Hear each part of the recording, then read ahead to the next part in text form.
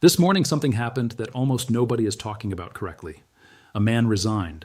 And that resignation might tell us more about where this war is heading than anything that's happened in the last 2 months of fighting, bombing, and back-channel diplomacy. The man's name is Galabaf. He was Iran's chief negotiator.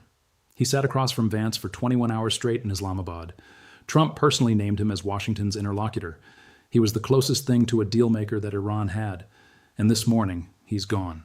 Now every outlet covering this story is calling it an internal Iranian political dispute, a power struggle between factions, something that will sort itself out once enough pressure builds. They're wrong.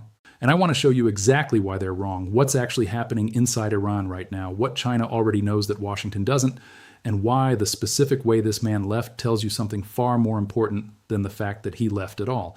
But before we get into the analysis, I want to give you the raw picture of where things stand right now because the context matters enormously. Oil is sitting at $106.80 this morning. That's up 5% from Wednesday.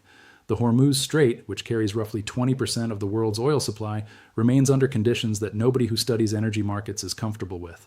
The ceasefire that was supposed to be holding is fraying at the edges. Trump ordered the U.S. Navy this morning to destroy, not seize, destroy any Iranian vessel caught laying mines in the strait. That is a significant escalation in the rules of engagement. And into all of that right now, today, the man who was closest to brokering a deal between Washington and Tehran just walked away from the table. So let's talk about what actually happened, because the details are more important than the headline. The trigger for Galabaf's resignation was a specific proposal. Qatar had put forward an arrangement.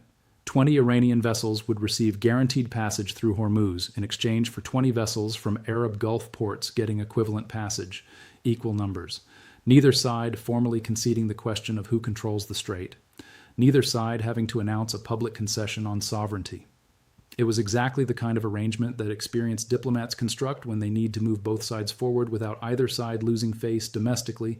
Galabaf supported it. He thought it could work. And the IRGC, Iran's Revolutionary Guard Corps, killed it, not because of the numbers, not because of the logistics. They killed it because of what the arrangement implied. If Gulf vessels have the same passage rights as Iranian vessels, that implies bilateral equivalence. That implies those Gulf states have access rights through Hormuz that are comparable to Iran's own access rights. And that directly contradicts the IRGC's core position, which is that passage through Hormuz is coordinated through Iranian sovereign authority. The IRGC didn't reject the math of the deal. It rejected the philosophical premise. And when Galabaf tried to move forward anyway, the IRGC didn't just overrule him, it removed him. That distinction is critical, and I'll come back to it. Here's what you need to understand about how Iran's government actually functions right now, because this is the part that makes everything else make sense. Euronews and Iran International both confirmed this week that under wartime conditions, all critical positions in Iran must be chosen and managed directly by the Revolutionary Guards. Not advised by the IRGC, not subject to IRGC input, chosen and managed by the IRGC directly. What that means in practice is that Galabaf and Araghchi, the two most visible faces of Iran's negotiating team, the two men who have been conducting the diplomacy in Islamabad and in back channels throughout this conflict, cannot make decisions without IRGC approval. Iran's president, Pezeshkian, has been blocked from key decisions. The appointment of Mohammad Baghar Zolkadar as secretary of the Supreme National Security Council was forced on Pezeshkian by IRGC commanders, despite his personal objections. So when you hear that Iran's civilian government is negotiating, when you hear that Iran's diplomats are in the room and making progress, you need to understand that every decision those diplomats make is subject to an IRGC veto. And today, the IRGC exercised that veto on the one proposal that had enough mutual concession built into it to actually move the process forward. Trump has been posting on Truth Social that Iran is in turmoil, that nobody knows who the leader is, that the infighting between hardliners and moderates is truly serious. And here's the thing. Trump is right about the infighting. He's completely wrong about what it means. He's reading the IRGC's victory over Galabaf as evidence of Iranian weakness. It is the opposite. It is evidence of Iranian clarity. The faction inside Iran that has concluded that no deal on American terms is acceptable just won the internal argument. A country is not weakened when its most decisive faction consolidates power. It becomes more coherent. And a more coherent IRGC is not an Iran that is closer to a deal. It is an Iran that has just removed the person who came closest to one. Now, I want to tell you what China is reading in all of this, because China is not reading this story the way Western media is reading it. China doesn't look at Galabaf's resignation and see a dysfunction story. China looks at it and recognizes a pattern a very specific pattern that has appeared before in history at very specific moments.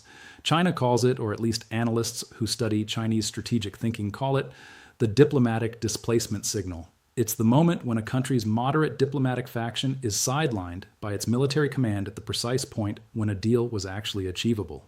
China has studied this pattern across multiple historical cases, and the most precise parallel isn't Japan in 1941. The most precise parallel is August of 1914. In the final days before the First World War began, German Foreign Secretary Jagow and Austrian Foreign Minister Berchtold, the officials who had been conducting the diplomatic back channels, who had frameworks for de-escalation, were systematically bypassed by their respective military commands as the generals activated war plans that could not be reversed. The civilian diplomats had paths to peace.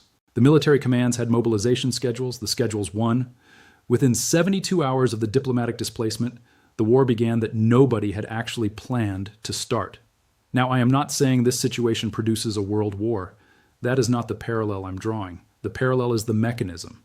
When a military command displaces its own diplomatic moderates at the exact moment when a deal is within reach, it signals that the military command has calculated the cost of the deal is higher than the cost of continued conflict.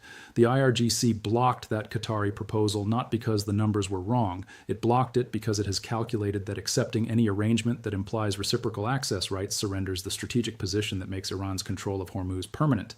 And a strategically permanent Hormuz is worth more to the IRGC than any deal America is currently putting on the table. China reads that calculation with precision. Because China spent the last decade building a system specifically designed to benefit from exactly this outcome. Before this war, China constructed what you could call a parallel economic architecture. UN payments routed through second-tier Chinese banks sitting outside the SWIFT system. A dark fleet of tankers running with their transponders off, conducting ship-to-ship transfers in Malaysian waters, where Iranian crude gets relabeled and delivered to Chinese refineries without documentation. A strategic reserve of 1.2 billion barrels built specifically from sanctioned Iranian and Russian crude, built specifically so that when Hormuz closed and oil prices spiked, China would not be the country scrambling for supply. And here's the number that reveals how well that system works. Before this war, Iran was exporting 1.68 million barrels of oil per day. During the most intense weeks of this conflict, with Hormuz largely closed and American bombing at its peak, Iran exported 1.84 million barrels per day. More oil during the war than before it. China's official customs records show zero imports from Iran, but China's recorded imports of what gets labeled as Malaysian crude run to 1.3 million barrels per day. Malaysia's entire national oil production is roughly 600,000 barrels a day. The math doesn't work unless you understand that the oil is Iranian and the labeling is a fiction both sides have agreed to maintain. Every barrel that moves through that system is a rung on the IRGC's confidence ladder. Every rung tells Iran's hardline faction that resistance is survivable. Galabaf's resignation is the IRGC cashing in those rungs. And there's a further dimension to this that almost nobody covering the story has mentioned. Iran is now collecting tolls at Hormuz. Galabaf's own deputy confirmed this morning that Iran received its first revenue from the tolls it is imposing on ships seeking to cross the strait.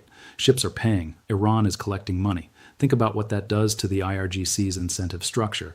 When Hormuz was leverage, the IRGC's incentive was to use it to extract concessions from America in a negotiation. Get the deal, get the sanctions relief, reopen the strait. That was the logic of the diplomatic faction. But when Hormuz becomes a revenue stream, the incentive structure flips entirely. Now the goal is not to use Hormuz to get to a deal. The goal is to maintain the system that generates the revenue. A deal that opens Hormuz under free navigation terms ends the toll revenue. A deal that establishes Iranian Sovereign Coordination Authority, where every ship passing through coordinates with Iranian officials, keeps the toll revenue flowing indefinitely. The IRGC just demonstrated which outcome it prefers by removing the man who was closest to producing the other one.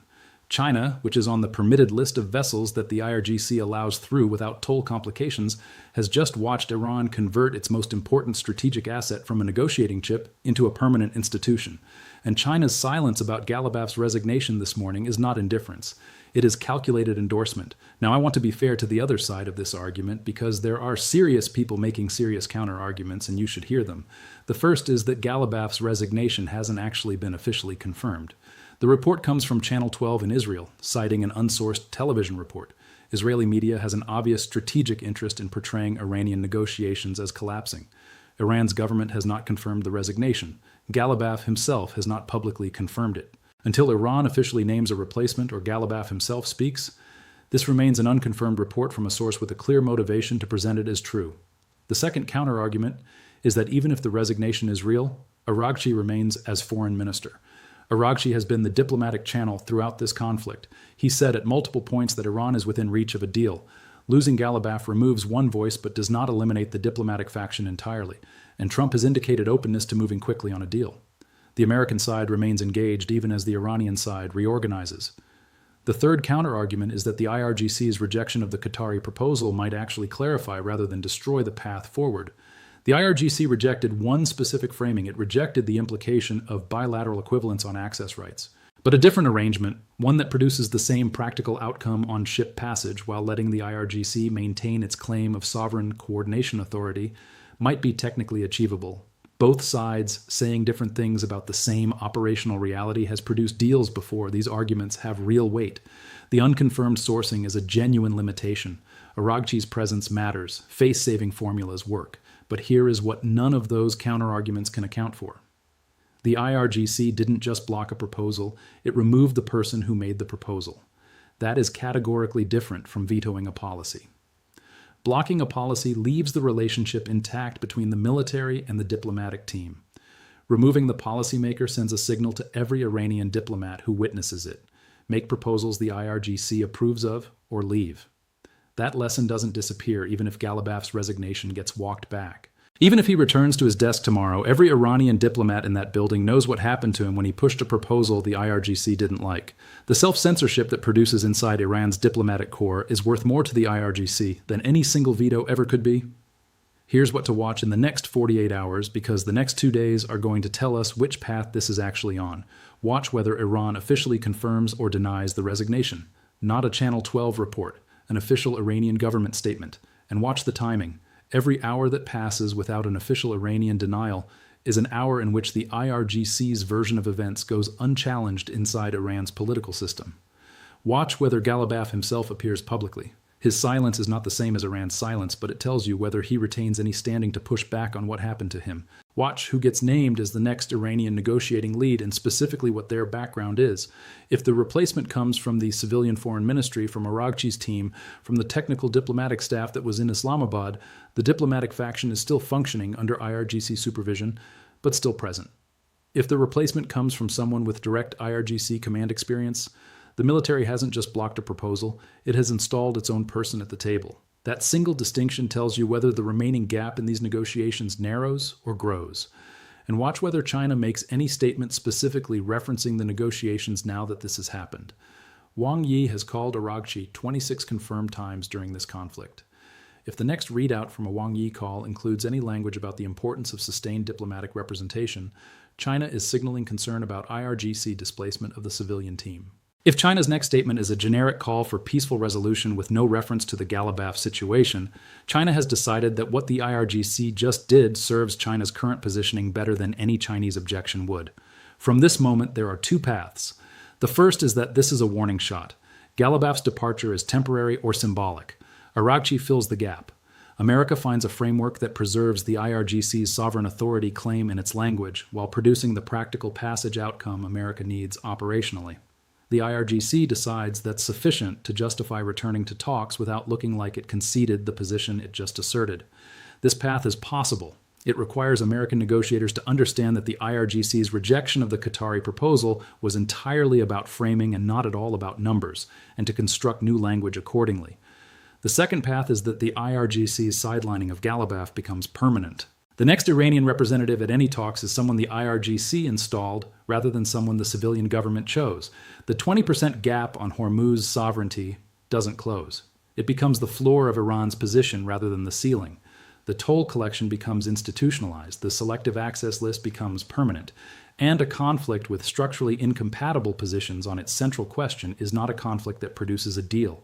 It's a conflict that produces an extended stalemate with periodically higher and lower violence, until one side's calculation about survivability fundamentally changes. China is positioned perfectly for both paths. If the first path unfolds, China's facilitation role produces influence over the deal's terms. If the second path unfolds, China's dark fleet, its strategic reserve, and its position on the IRGC's permitted list produce commercial advantage through an extended stalemate that could last years. Either way, China benefits. And China's silence about Galabaf's resignation this morning tells you that China has already calculated which path it expects. A man resigned today. Read the details of why he resigned. Read what the IRGC rejected and why it rejected it. Read the toll revenue confirmation from Galabaf's own deputy. And then ask the question the press briefings aren't asking. If the man America was negotiating with just left because the IRGC blocked his proposal and China hasn't said a single word about it, what exactly is China reading in that silence? Because China already has its answer. And the answer is what comes after a country loses its diplomat at exactly the moment when a deal was within reach.